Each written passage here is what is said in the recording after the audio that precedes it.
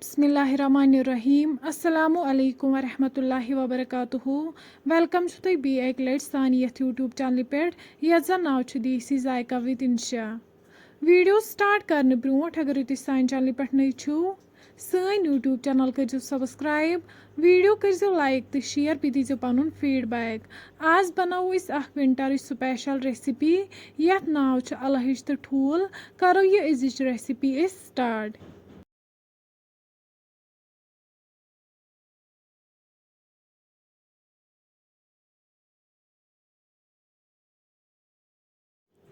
Recipe बनाने खतर नम अलहज यम करहोक गो असल पे साफ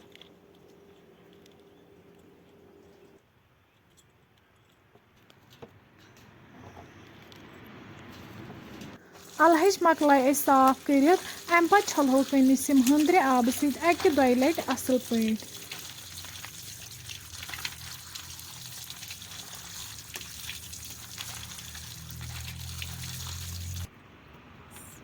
यप थो दानस पे कतरु बान अत मज त्रो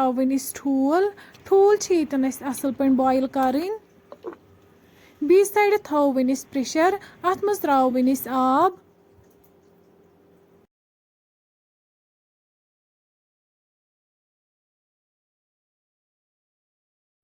अम पे त्रो अत मज अलहज बी त्रो नून चमचह तो लेदर चमचह वन करो लिड बंद दिमोस टू जो विसल यीतिस कालस यम अलहज सॉफ्ट गसन।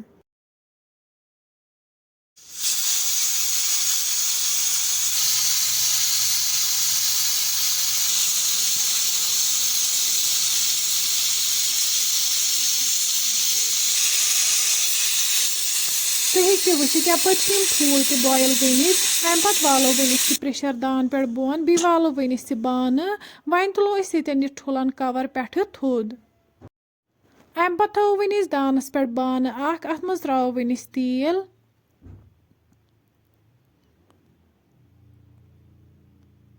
तेल गर्म गसित त्रो अत मज ठूल यम करहोक असल पे फ्राई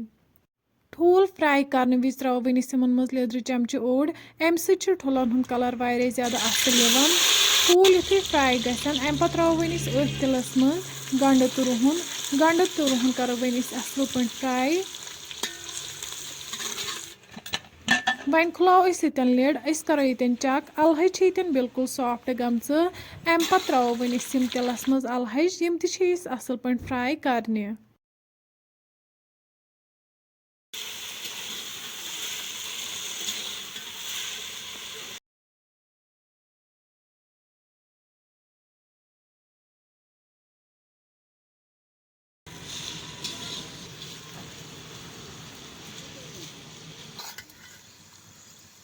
तुम हेको वुचित अलहज फ्राई गमच अम पे त्रो अत मज आब कप बी त्रो अत मज बादान पाउडर चमचह गरम मसाला चमचह दानवल पाउडर चमचह तो जिंजर पाउडर चमचह ये त्रो अत मज मरचांगन चमच डोड़ बी त्रो अत मज लेदर चमच ओड़ सारी मसाल करहोक असल पे मिक्स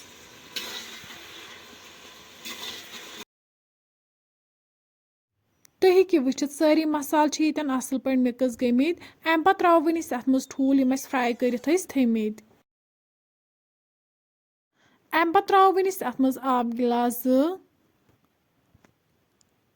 लास्टस पे त्रो अत मज नून चमचह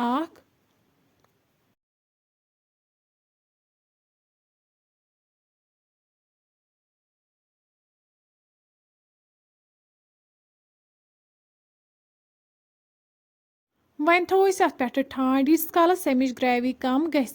10 मिनट बाद वालो वन दान पे बोन वन त्रो लास्टस पे अत मेथ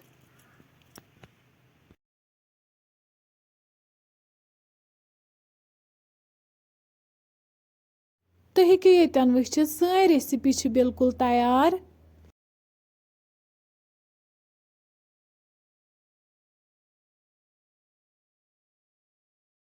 अम पे करो